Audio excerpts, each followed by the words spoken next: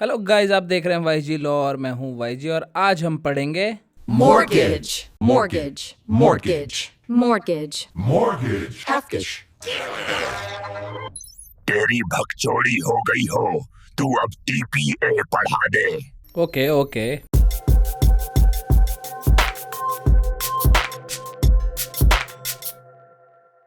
Subscribe to YG Law. तो भाई basics देख लेते हैं पहले। मॉर्गेज समझने से पहले समझ लो कि प्लेज क्या होता है और हाइपोथिकेशन क्या होता है। प्लेज आम भाषा में गिरवी रखवाना, मूवेबल आइटम के लिए बोल रहा हूँ मैं यहाँ पे। जैसे गोल्ड आपने किसी को गिरवी रखवा दिया, आपको उधार मिल गए पैसे, हो गया प्लेज। हाइपोथिकेशन में आपकी सिक्योरिटी आपके पास ही रहती है, पोजीशन चेंज नहीं होता। आपने बैंक से पैसे लिए कार लोन के, बैंक ने पैसे दिए, लेकिन कार जो सिक्योरिटी है उस लोन की वो आपके पास ही है। तो एक केस में सिक्योरिटी आपके पोजीशन में नहीं है, दूसरे में सिक्योरिटी भी आपके पोजीशन में है, लेकिन ये दोनों एप्लीकेबल है मूवेबल प्रॉपर्टी पे। इमूवेबल प्रॉपर्टी के लिए अपन यूज़ करते हैं मॉर्गेज। सिंपल भाषा में अगर बताऊं तो मॉर्गेज में जैसे बैंक ने आपको पैसे दिए जिससे आपने घर खरीदा, और वही घर सिक्योरिटी है जब तक आप पूरा वो घर का पैसा रीपे नहीं कर देते।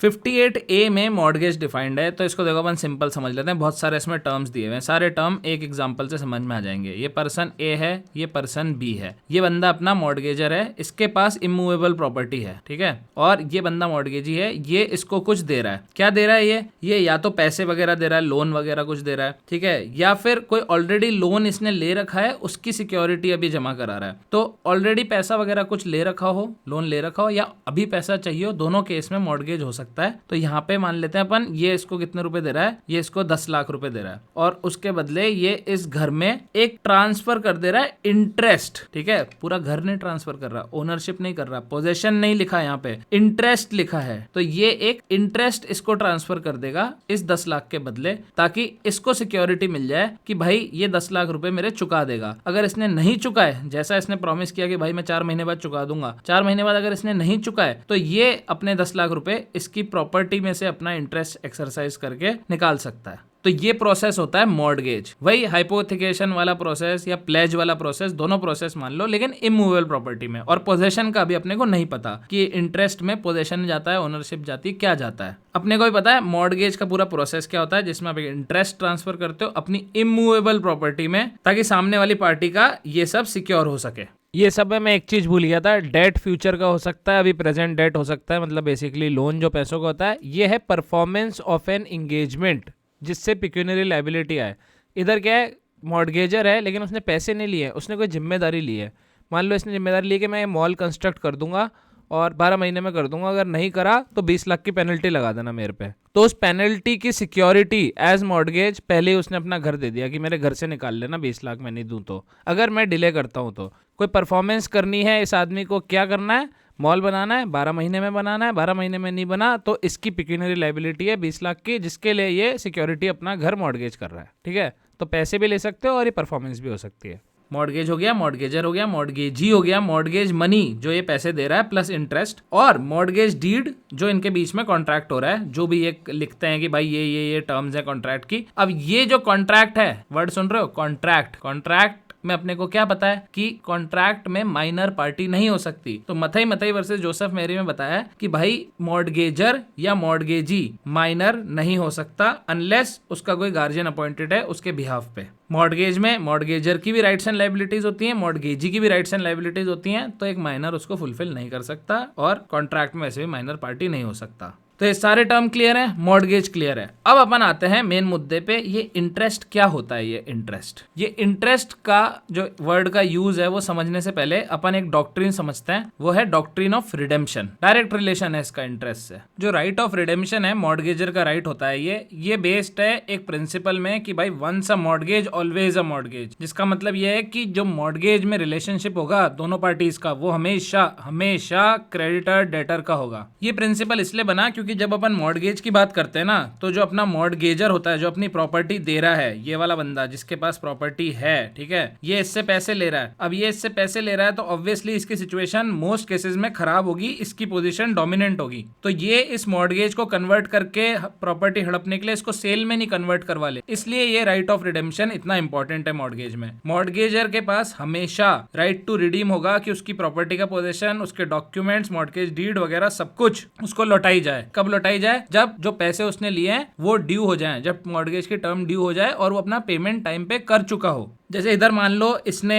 इस प्रॉपर्टी में इंटरेस्ट क्रिएट किया है और इसने लिए थे इससे 30 लाख रुपए और मॉर्गेज की टर्म है 3 साल, और 3 साल बाद इसको कितने वापस रिटर्न करने हैं? इसको रिटर्न करने मान लेते हैं 45 लाख रुपए। तो मॉर्गेजर के पास राइट ऑफ रिडेम्पशन कब आ जाएगा? 3 साल हो चुके हैं, 45 लाख रुपए टाइम पे ये वापस दे चुका है। तो अब मॉर्गेजर मॉर्गेजी को बोलेगा कि भाई ये मेरी प्रॉपर्टी है, इसको रिलीज कर अब, ठीक है, मॉर्गेज से। अब ये मना कर देता है तो अपना मॉर्गेजर अपना राइट ऑफ रिडेम्पशन एक्सरसाइज करने कोर्ट में चल जाएगा और इसे प्रूफ दे देगा और बोल देगा मेरी प्रॉपर्टी मुझे वापस दी जाए। ये एक इनडिफिसिबल राइट है, it can not be taken away. अगर आप जो मॉर्गेज डीड साइन कर रहे हो उस डीड के अंदर भी लिखा है कि राइट ऑफ रिडेम्पशन नहीं मिलेगा तो भी उसको रिजेक्ट कर दिया जाएगा, उस क्लॉज को नहीं माना जाएगा। ये एक बहुत ही लैंडमार्क पुराने केस में बोला गया सैंटली वर्सेस वाइल्ड कि मॉर्गेज डीड में अगर कोई प्रोविजन भी हुआ जिससे ये राइट ऑफ रिडेम्पशन छिन रहा है तो उसको फेटर या क्लॉक बोलेंगे रिडेम्पशन पे, मतलब एक रुकावट बोलेंगे रिडेम्पशन पे, और उसको वॉइड डिक्लेयर कर दिया जाएगा।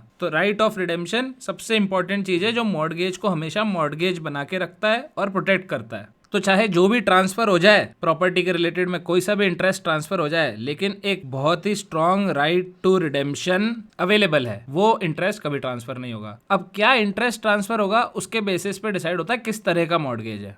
टीपीए में टोटल 6 तरह के मॉर्गेज दिए हुए हैं जो सेक्शन 58 बी से लेके जी में दिए हुए हैं। सबसे पहला है सिंपल, दूसरा है मॉर्गेज बाय कंडीशनल सेल, तीसरा है usufructuary, चौथा है इंग्लिश, पांचवा है bye deposit of title deeds और छठा है एनोमलस मॉर्गेज। बहुत ही सिंपल है, सिंपल मॉर्गेज बहुत ही सिंपल है। हाँ हाँ, व्हाट अ जोक। तो सिंपल मॉर्गेज में पोजेशन मॉर्गेजर के पास ही होता है। जैसा अपना हाइपोथिकेशन का एग्जांपल था कि कार आपने ले ली है उसी पैसे से जो पैसा आपने सामने वाले से लिया है और उस पैसे को रिटर्न करने की सिक्योरिटी जो कार है वो आपके पोजेशन में ही है। तो सिंपल मॉर्गेज में जो प्रॉपर्टी होती है उसमें इंटरेस्ट क्रिएट कर देते हैं सामने वाले के फेवर में, लेकिन वो पोजेशन में अपने ही होती है, मॉर्गेजर के पोजेशन में ही रहती है। और दूसरी बात, सिंपल मॉर्गेज हमेशा रजिस्टर्ड इंस्ट्रूमेंट से क्रिएट होगा। सेकंड टाइप का मॉर्गेज है मॉर्गेज बाय कंडीशनल सेल। इसमें क्या होती है? ऑस्टेंसिबल सेल ऑफ प्रॉपर्टी होती है। तो यहाँ पे अपना मॉर्गेजर है, इसके पास प्रॉपर्टी है, ठीक है, मॉर्गेजी को इसने ऑस्टेंसिबली सेल कर दी, मतलब इसने एक तरह से नकली सेल कर दी। ऑस्टेंसिबल मतलब नॉट रियल टाइप। तो ऑस्टेंसिबल सेल कर दी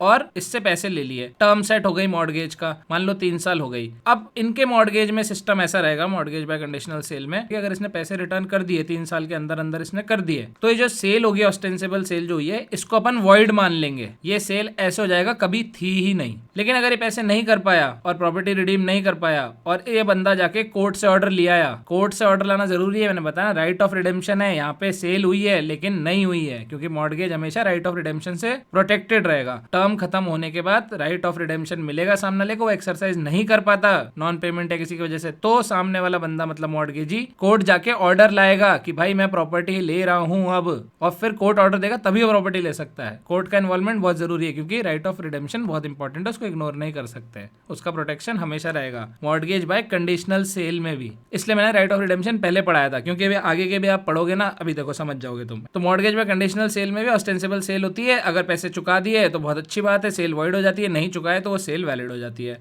थर्ड टाइप का मॉर्गेज है usufructuary मॉर्गेज। इसको ऐसे फ्रूट से समझ लो, फ्रूट बैठ रहा है क्या पता नहीं। Right to use and enjoy is also transferred, मतलब मान लो यहाँ पे कोई बंदा है, इसके पास एक बगीचा है, क्योंकि अपन फ्रूट का एग्जांपल लेके चल रहे हैं, इस पे आम के पेड़ उग रहे हैं बहुत सारे, ठीक है। अब ये आम का बगीचा है बेसिकली, तो आम के पेड़ उगेंगे ना, कुछ भी बोल रहा हूँ ड्राइंग बनाते बनाते।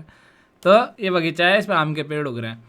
अब ये इसने मॉर्गेज करा दिया इसको, दूसरे बंदे को, और इससे पैसे ले लिए। तो अब इस केस में जो आम का बगीचा है उसके आम खाने का राइट है, जो right to use and enjoy है, वो भी ट्रांसफर हो गया, बेसिकली पोजेशन भी ट्रांसफर हो गया। इस मॉर्गेज में इंटरेस्टिंग बात यह है कि अपन जो सारे मॉर्गेज में देख रहे हैं टर्म होती है, इसमें ऐसी कोई टर्म नहीं होती है। ये पैसे चुका देगा तो इसको बगीचा वापस मिल जाएगा, पैसे नहीं चुकाएगा तो सामने वाला उस बगीचे के आम खा सकता है और कुछ नहीं कर सकता, पोजेशन रख सकता है, एंजॉय कर सकता है, उसको बेच नहीं सकता, उसकी प्रॉपर्टी नहीं हो जाएगी। कोई टाइम लिमिट नहीं है इसमें, कोई राइट ऑफ फोरक्लोजर नहीं है। राइट ऑफ फोरक्लोजर होता है जब सामने वाला चला जाता है कोर्ट के में, जैसे एक तो अपन ये बंदा चला गया राइट टू रिडीम लेने, ये बंदा राइट टू फोरक्लोजर लेने चला जाएगा कि भाई टाइम हो गया है और क्या बोलते हैं टाइम लिमिट कंप्लीट हो गई है, उसने पैसे नहीं दिए हैं, तो अब मैं ये प्रॉपर्टी फोरक्लोज कर रहा हूँ, राइट ऑफ रिडीम खत्म करो इसका, मैं बेचना चाहता हूँ ये प्रॉपर्टी। लेकिन यहाँ पे क्योंकि टाइम लिमिट है ही नहीं, तो ये फोरक्लोजर क्या बोल के लेगा कि टाइम खत्म हो गया। कैसे खत्म हो गया? टाइम लिमिट तो होती नहीं है इस मॉर्गेज में, तो कोई इसमें टाइम लिमिट नहीं होती, दस कोई राइट ऑफ फोरक्लोजर नहीं होता। जीवन भर ये आम खा सकता है और कुछ नहीं कर सकता, बेच नहीं सकता।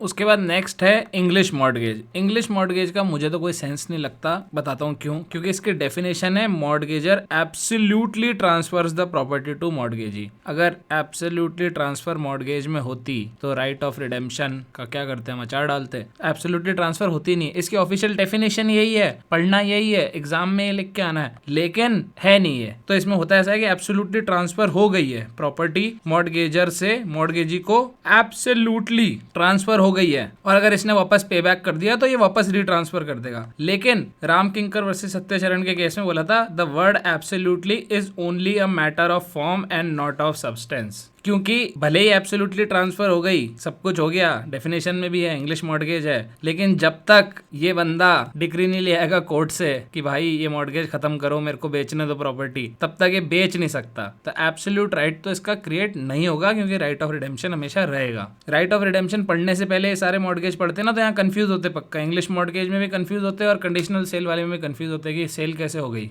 सब जगह राइट ऑफ रिडेम्पशन आगे बढ़ाते हैं राइट्स एंड ड्यूटीज में, लेकिन जरूरी है ना ये, वरना इसका सेंस कैसे बनाओ आप। मैं आपको डायरेक्ट पढ़ा देता कि मॉर्गेजर एब्सोल्युटली ट्रांसफर, फिर बोलता कि absolutely only a matter of form and not of substance. आपको लगता क्या सेंस है फिर, क्यों करा ये? तो सेंस तो अभी भी नहीं है, लेकिन अब क्यों करा ये आपको पता है। इस केस में ऐसा क्यों बोला? राइट ऑफ रिडेम्पशन की वजह से बोला। उसके बाद नेक्स्ट है अपना mortgage by deposit of title deeds. ये कैलकाटा, मद्रास, बॉम्बे या कोई स्टेट गवर्नमेंट और कोई सिटी नोटिफाई कर दे, उन्हीं में एप्लीकेबल होता है। मॉर्गेजर अपने टाइटल डॉक्यूमेंट डिलीवर कर देता है, मतलब बेसिकली डॉक्यूमेंट दे देता है, और वो एज सिक्योरिटी क्रिएट हो जाता है, मॉर्गेज क्रिएट हो जाता है। इसमें रजिस्टर्ड इंस्ट्रूमेंट यूज करना हमेशा ऑप्शनल होता है। क्यों? इसका क्यों मुझे नहीं पता। एनोमलस मॉर्गेज होता है लास्ट, जिसमें कोई भी तरह का मॉर्गेज हो सकता है। बेसिकली सारे ऊपर के जो 5 बताएं उनमें से कोई सा प्लस कोई और दूसरा, तो लोकल कस्टम्स वगैरह के जो मॉर्गेज है ना, वो इसमें कवर हो जाए, इसलिए ये अलग से कैटेगरी डाली है। इस कैटेगरी का मतलब यही है कि जो बाकी 5 कैटेगरी में नहीं आ रहे, या कोई 2 कैटेगरी के मिक्स का कोई मॉर्गेज हो रखा है, तो वो एनएमएलएस मॉर्गेज में आ जाएगा। फिर उसके बाद एक छोटी सी चीज है रजिस्ट्रेशन ऑफ अ मॉर्गेज। इसमें जैसा मैंने बताया, सिंपल मॉर्गेज हमेशा रजिस्टर्ड इंस्ट्रूमेंट से होगा, mortgage by deposit of title deed में हमेशा रजिस्टर्ड इंस्ट्रूमेंट ऑप्शनल होगा, और बाकी सारे मॉर्गेज में अगर 100 रुपए से ज्यादा है प्रिंसिपल मनी सिक्योर्ड तो रजिस्टर्ड इंस्ट्रूमेंट से होगा, 2 विटनेस चाहिए। अगर 100 रुपए से कम है तो पोजेशन की डिलीवरी से भी हो जाएगा इफेक्ट, डॉक्यूमेंटेशन नहीं चाहिए। लेकिन 100 रुपए से कम का क्या ही मॉर्गेज करोगे आप। तो भाई अपन ने अभी तक मॉर्गेज, प्लेज और हाइपोथिकेशन का डिफरेंस देख लिया, ये सारे टर्म्स का मीनिंग देख लिया, डॉक्ट्रिन ऑफ रिडेम्पशन देख ली, टाइप्स ऑफ मॉर्गेज देख ली, जो simple, conditional cell, usufructuary, English by deposit of title deeds और एनोमलस 6 तरह के होते हैं। रजिस्ट्रेशन के रूल्स देख लिए। अब अपना एक मेन टॉपिक बचता है, वो है rights and duties of mortgagor and rights and duties of mortgagee. सबसे पहले अपन डिस्कस करते हैं राइट्स ऑफ मॉर्गेजर। तो सबसे पहला और सबसे इंपॉर्टेंट राइट कौन सा है? ऑलरेडी पढ़ चुके हैं, राइट ऑफ रिडेम्पशन, कि भाई जो भी मेरी प्रॉपर्टी है उससे रिलेटेड जो भी डॉक्यूमेंट्स हैं और जो मॉर्गेज डीड है वो सब मुझे लौटाओ और इसको खत्म करो, क्योंकि मैंने पैसे चुका दिए हैं। तो मोस्ट इंपॉर्टेंट राइट, ठीक है, एग्जाम पॉइंट ऑफ व्यू से भी और मॉर्गेज पॉइंट ऑफ व्यू से भी, कंसेप्चुअली भी। सेकंड राइट है right to transfer to a third party. A बंदा है, बी बंदा है, ए की प्रॉपर्टी थी और इसने बी को मॉर्गेज करा रखी है। तो अब ए का राइट है कि वो बी को बोले कि भाई ये प्रॉपर्टी का जो पूरा मॉर्गेज है ना, ये तू ट्रांसफर कर दे सी को, और ये जो डेट है ये भी सी को ट्रांसफर कर दे, सी तेरे को दे देगा, और अभी प्रॉपर्टी का मॉर्गेज सी के साथ हो रखा है। ये वाला राइट क्यों दे रखा है? ये वाला राइट इसलिए दे रखा है कि मान लो ए और बी के बीच में मॉर्गेज है और इस मॉर्गेज का टर्म 3 ईयर का है। अब 3 ईयर के बाद भी ए पैसे पूरे चुका नहीं पा रहा है और 3 ईयर खत्म होने वाले हैं, और अब ए को डर लग रहा है कि मेरी प्रॉपर्टी बी के पास चली जाएगी। तो ए सी के पास जाएगा और बोलेगा कि ये ट्रांसफर मैं आपको करा देता हूँ, आप उसको पैसे दे दो, मैं आपको 2 साल बाद पैसे दे दूंगा। तो इसको एक्सटेंशन मिल गया ना एक्स्ट्रा। तो अपना मॉर्गेज डेट ट्रांसफर कराने का राइट इसलिए इंपॉर्टेंट है ताकि जो बंदा है वो डेट चुका के मॉर्गेज किसी और को ट्रांसफर करा के बेटर डील ले ले या कुछ तो करके अपनी प्रॉपर्टी बचा ले। थर्ड राइट है right to inspection and production of documents. Self explanatory है, सारे डॉक्यूमेंट देखने का राइट है भाई, मॉर्गेज डीड में क्या लिखा है, ठीक है, जो बाकी अग्रीमेंट हो रहा है उसमें क्या लिखा है। फिर right of accession and improvements, ये सिंपल कॉन्सेप्ट है। ए के पास प्रॉपर्टी थी, उसने बी को मॉर्गेज करी। मान लो अपन सिंपल मॉर्गेज नहीं कर रहे, अपन usufructuary या कोई सा कर रहे हैं जिसमें प्रॉपर्टी बी के पास चली जाएगी, तो ये प्रॉपर्टी ए से बी के पास चली गई। अब इस प्रॉपर्टी में कोई भी इंप्रूवमेंट्स अगर हुए हैं बी की तरफ से, या फिर एक्सेशन हुआ है, एक्सेशन मतलब लैंड एरिया बढ़ गया, तो उस एक्सेशन और इंप्रूवमेंट पे ए का हक होगा जब उसको वापस मिलेगी प्रॉपर्टी। लेकिन नेसेसरी एक्सपेंसेस देने पड़ेंगे। नेसेसरी एक्सपेंस क्या होंगे? जो बी ने प्रिजर्वेशन ऑफ प्रॉपर्टी के लिए करा है, जो भी इंप्रूवमेंट इसने इसलिए करे ताकि प्रॉपर्टी पूरी खत्म नहीं हो जाए। जैसे मान लो प्रॉपर्टी में प्लम्बिंग पूरी खराब थी और पूरी दीवारें खराब हो रही थी और पूरा स्ट्रक्चर खराब हो जाता अगर प्लम्बिंग ठीक नहीं कराते, तो एक नेसेसरी एक्सपेंस है। तो ए का वो नई प्लम्बिंग पे पूरा हक होगा। कोई नया लैंड एक्वायर किया है प्रोटेक्शन के लिए तो उसका हक होगा। लेकिन अगर वो प्रिजर्वेशन और प्रिवेंटिंग डिस्ट्रक्शन ऑफ प्रॉपर्टी के लिए लिया गया मेजर है तो वो नेसेसरी एक्सपेंस होगा और वो ए को बी को देना पड़ेगा 9% इंटरेस्ट के साथ। नेक्स्ट राइट है राइट टू रिन्यूड लीज। ये सबके सेक्शन नंबर यहाँ पे लिखे हुए हैं, सेक्शन पढ़ लेना एक बार जाके। राइट टू रिन्यूड लीज क्या होता है कि ए बंदा है, बी बंदा है, ए ने बी को प्रॉपर्टी मॉर्गेज करी, पीस ऑफ लैंड था मान लो, और वो लीज लैंड था। अब उसकी लीज खत्म हो रही थी तो बी ने उसकी लीज रिन्यू करा दी। अब रिन्यू कराने के बाद उसी पीरियड में इसने रिडीम कर ली प्रॉपर्टी और वापस इसी के पास चला गया, तो वो जो बी ने नई लीज ली थी वो लीज का हक भी ए के पास होगा। वो लीज भी, रिन्यूड लीज भी उसके पास आ जाएगी जब मॉर्गेज प्रॉपर्टी वो वापस लेगा। फिर sixth, right to grant a lease. A के पास प्रॉपर्टी थी, वो प्रॉपर्टी इसने मॉर्गेज करा दी बी को, पोजीशन इसी के पास है। अब ये प्रॉपर्टी मॉर्गेज प्रॉपर्टी लीज पे देना चाह रहा है तो ये दे सकता है, लेकिन उसकी कुछ कंडीशन है कि मॉर्गेज पे देने के बाद 6 महीने के अंदर अंदर तक वो करा सकता है, और जो लीज है वो टोटल ड्यूरेशन 3 साल से ज्यादा की नहीं होगी। ऑब्वियसली मॉर्गेज वो वाला होना चाहिए जिसमें पोजीशन मॉर्गेजर के पास ही है। जैसे usufructuary में अगर आप बी को दे रहे हो तो बी का राइट हो जाएगा लैंड पे उसके प्रोडक्ट्स एंजॉय करने का, लैंड को एंजॉय करने का, तब ए थोड़ा लीज पे दे सकता है उसको किसी और को, क्योंकि ऑलरेडी बी को पोजीशन दे दिया है ना। और फिर है अपना राइट टू रीजनेबल वेस्ट। अब इसमें क्या है, मान लो ए की प्रॉपर्टी है, बी को मॉर्गेज करिए, ए की प्रॉपर्टी पीस ऑफ लैंड है। अब वो पीस ऑफ लैंड अगर है और वो अपने आप डिटोरिएट हो रहा है, मान लो अनफर्टाइल हो रहा है, ठीक है, या कुछ वहां फ्लडिंग हो रही है नेचुरल कोर्स में, ठीक है, ए उसमें कुछ नहीं कर रहा है और प्रॉपर्टी की वैल्यू कम होती जा रही है। अब मान लो इस बंदे ने 10 लाख रुपए लिए हैं, इस प्रॉपर्टी को मॉर्गेज कराया, प्रॉपर्टी की वैल्यू 20 लाख रुपए है। अगर हर साल उसकी प्रॉपर्टी ऐसे 19 लाख 18 लाख रीजनेबली हो रही है तो ए की जिम्मेदारी नहीं है, ही हैज अ राइट कि उसकी मॉर्गेज प्रॉपर्टी रीजनेबली वेस्ट हो सके। इस सेंटेंस का इंग्लिश में ग्रामेटिकली सही मीनिंग नहीं है, समझाने के लिए बता रहा हूँ। रीजनेबली हो रहा है, ए कुछ नहीं कर रहा, आगे बढ़ के नहीं डिस्ट्रॉय कर रहा, और रीजनेबली क्या हो रहा है, प्रॉपर्टी खराब हो रही है। बस इसमें एक कंडीशन है कि इनसफिशिएंट नहीं हो जानी चाहिए प्रॉपर्टी। मतलब अगर लैंड है तो प्रॉपर्टी की वैल्यू जो अमाउंट जो वो सिक्योर कर रही है उससे 33% ज्यादा होनी चाहिए। तो 10 लाख के केस में प्रॉपर्टी की वैल्यू 13.33 लाख से कम नहीं होनी चाहिए डिटोरिएट होके। अगर उससे कम होगी तो वो इनसफिशिएंट मानी जाएगी। और अगर ये लैंड नहीं है, बिल्डिंग है, तो उस केस में 50% ज्यादा होनी चाहिए। मतलब 10 लाख प्लस उसका 50% 15 लाख रुपए इसकी प्रॉपर्टी की वैल्यू डिटोरिएट होकर भी होनी चाहिए। इससे कम हुई तो वो एज सिक्योरिटी इनसफिशिएंट मानी जाएगी। और उस केस में अगर ए ने कुछ करा है तो उस पर जिम्मेदारी बढ़ जाएगी। तो ये हो गए मॉर्गेजर के सारे राइट्स। ये सारे सेक्शन नंबर यहाँ जो लिखे हुए हैं एक बार बैरेक्ट में रीड कर लो, ठीक है, सिर्फ वीडियो से नहीं काम चलता, बैरेक्ट भी खोलना सीखो थोड़ी, है ना, इसलिए सेक्शन नंबर लिखे हैं। समझा मैंने दिए, अब एक बार जो लीगल लैंग्वेज है वो पढ़ लो। अब उसके बाद अपन बात करते हैं लाइबिलिटीज की, यानी कि ड्यूटीज। लाइबिलिटीज बोल लो, ड्यूटीज बोल लो, दोनों ठीक है ना। अभी यहाँ पे राइट्स एंड लाइबिलिटीज पढ़ा रहा हूँ, क्वेश्चन आ जाए राइट्स एंड ड्यूटीज तो आप ये मत सोचना ड्यूटीज तो पढ़ाया ही नहीं है ना, इतना तो कॉमन सेंस अज्यूम कर रहा हूँ मैं है। तो लाइबिलिटीज मतलब ड्यूटीज पहली है, पहली से 4 सारी खोल देते हैं, 1 2 3 4। ये सारी की सारी है सेक्शन 65 में, ठीक है, ये सेक्शन 65 में है और ये सेक्शन 66 में है। मॉर्गेजर प्रॉपर्टी मॉर्गेज कर रहा है और टाइटल डिफेक्टिव है, ठीक है, ए ने बी को अपना घर मॉर्गेज करा और बाद में इशू उठता है कि ये घर ए के नाम पे नहीं है, इस पे डिस्प्यूट आ रहा है। तो अब ए की जिम्मेदारी है कि वो अपना टाइटल क्लियर करे, वो डिस्प्यूट क्लियर करे। मान लो सी बोल रहा है कि घर तो एक्चुअली मेरा है, तो ए की जिम्मेदारी है, ए की लाइबिलिटी है कि वो सी के साथ इसको सॉर्ट करे और अपना टाइटल क्लियर कराए। इस प्रॉपर्टी पे जो भी पब्लिक चार्जेस लगते हैं, एनुअल फीस लगती है, टैक्स वैक्स लगते हैं वहां के एरिया के, जो भी, वो देना मॉर्गेजर की जिम्मेदारी है। अगर ए ने लीज ले रखी है इस प्रॉपर्टी पे, लीज पे प्रॉपर्टी ले रखी है, तो वो लीज बी को जाएगी मॉर्गेज कराते हुए। जैसे अगर बी लीज रिन्यू कराता है तो वो ए के पास आती है जब वो वापस लेता है अपनी प्रॉपर्टी। और fourth, duty to compensate prior mortgagee, मतलब ए है, उसने एक प्रॉपर्टी बी को मॉर्गेज कर दी, अब उसने सेम प्रॉपर्टी सी को भी मॉर्गेज कर दी, तो अब ए की जिम्मेदारी है कि प्रायर मॉर्गेजी को वो कंपनसेट करे ताकि सी की सिक्योरिटी अफेक्ट ना हो। और पांचवा, duty to avoid waste, section 66। ये राइट्स में पढ़ाया था मैंने, और जो ये ड्यूटी वाला पार्ट था वही बता दिया था। इसमें बताया था ना कि मॉर्टगेजर की लायबिलिटी नहीं है, प्रॉपर्टी डिटोरेट हो रही है, तो ये तो राइट हो गया। लेकिन इसके आगे का जो पार्ट था ना कि उसको ऐसा कुछ नहीं करना है कि वो इनसफिशिएंट हो जाए, इनसफिशिएंट कितना होता है, ये सब पार्ट है ड्यूटी टू अवॉइड वेस्ट का। तो मॉर्टगेजर का राइट है कि प्रॉपर्टी थोड़ी रीजनेबली वेस्ट पे जाए, लेकिन मॉर्टगेजर की ड्यूटी है कि वो जानबूझ के उसको वेस्ट पे नहीं जाने दे कि वो इनसफिशिएंट हो जाए। तो ये हो गई अपनी liabilities and rights of a mortgager. अब अपन बात करते हैं मॉर्टगेजी की। मॉर्टगेजी के राइट्स की अगर बात करें तो सबसे पहला राइट है राइट टू फोरक्लोजर और सेल। अब फोरक्लोजर क्या होता है, मान लो ए है, ए की प्रॉपर्टी है और बी को मॉर्टगेज कर रखी है, इंटरेस्ट ट्रांसफर कर रखा है, पोजेशन ट्रांसफर नहीं कर रखा।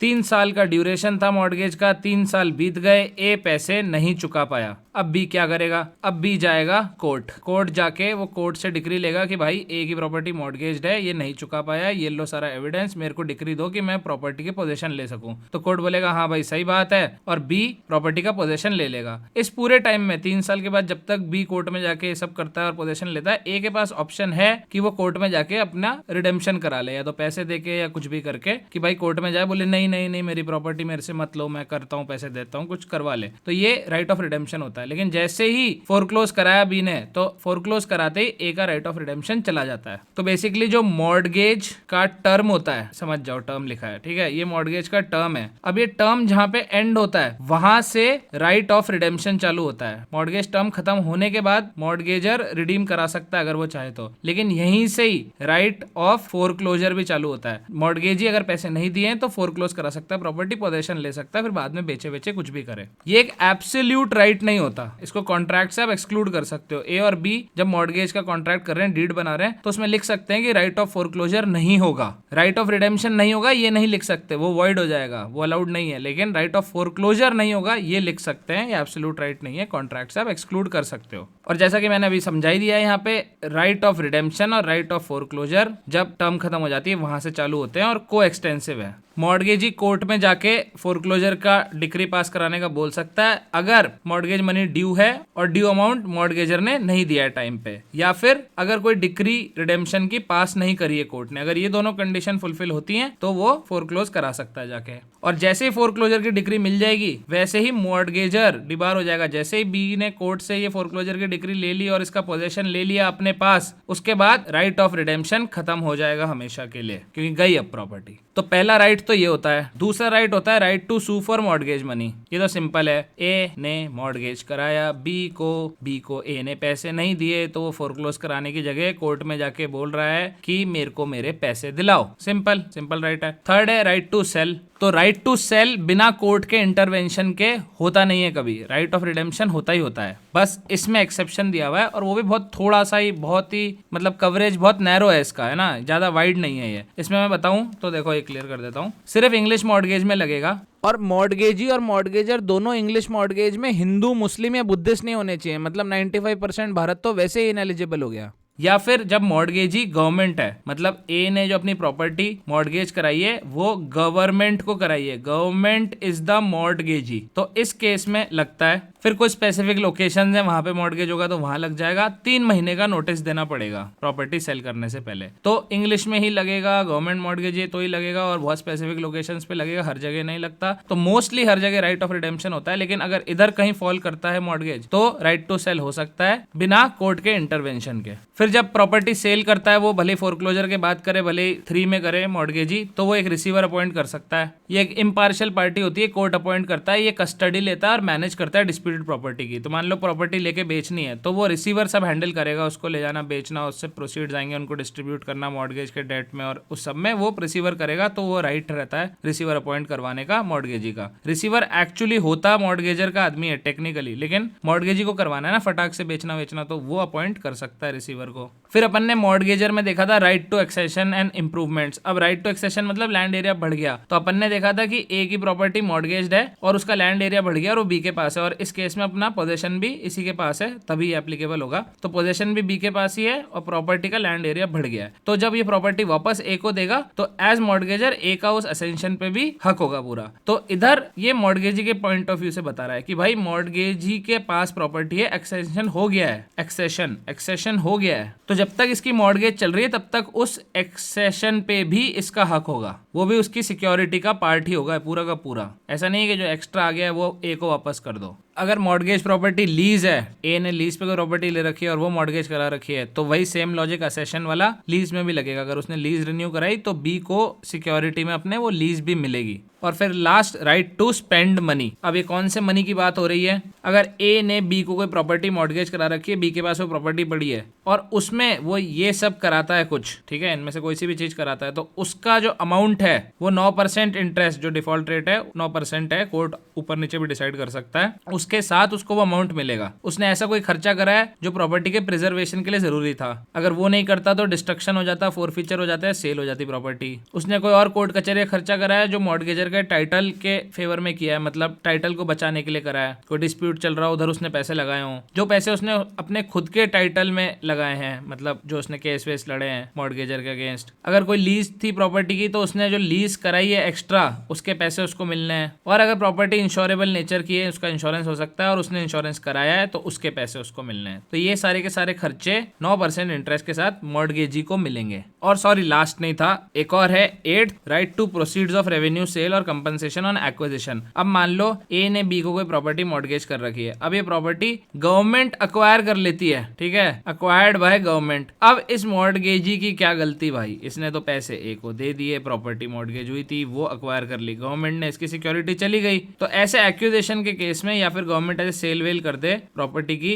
तो उस केस में मॉर्गेजी को अपना जो पैसा, जितना भी 10-20 लाख रुपए जितना भी पैसा इसको दिया है, वो मिलने का हक है गवर्नमेंट से, ये उसका राइट है गवर्नमेंट से, जो भी एंटिटी है जो उस प्रॉपर्टी को बेच रही है। हो जाता है ना कभी कभी लैंड एक्विजिशन एक्ट वगैरह में प्रॉपर्टी चली जाती है तो मॉर्गेज प्रॉपर्टी भी जा सकती है, तो इसकी दिक्कत नहीं हो, इसलिए इसको राइट दे रखा कि भाई इसको मिलेंगे फिर वो पैसे जो ए को मिलते हैं, जो ओनर को मिलते हैं वो इसको मिलेंगे। तो ये हो गए राइट्स ऑफ मॉर्गेजी। अब अगर अपन लाइबिलिटीज की बात करें तो bound to bring one suit on several mortgages. अगर किसी बंदे ने मॉर्गेज करा रखी है अपनी 1, 2, 3 प्रॉपर्टी, ये तीनों की तीनों सी को मॉर्गेज करा रखी है, तो अब ये तीनों के अगेंस्ट जब सी केस लाएगा तो साथ में लाएगा, एक एक का अलग अलग नहीं लाएगा। दूसरा, liabilities of mortgagee in possession. अब ये हैं बहुत सारी, ठीक है, तो ये सारी आप पढ़ लो। Take due care of the property, to collect the rent, duty not to commit destructive act, ऐसे करके बहुत सारी हैं, तो ये एक बार रीड कर लेना। तो ये हो गई भाई सारी बात। अब मैं एक चीज एक्स्ट्रा ऐड कर देता हूँ, इंपॉर्टेंट चीज है।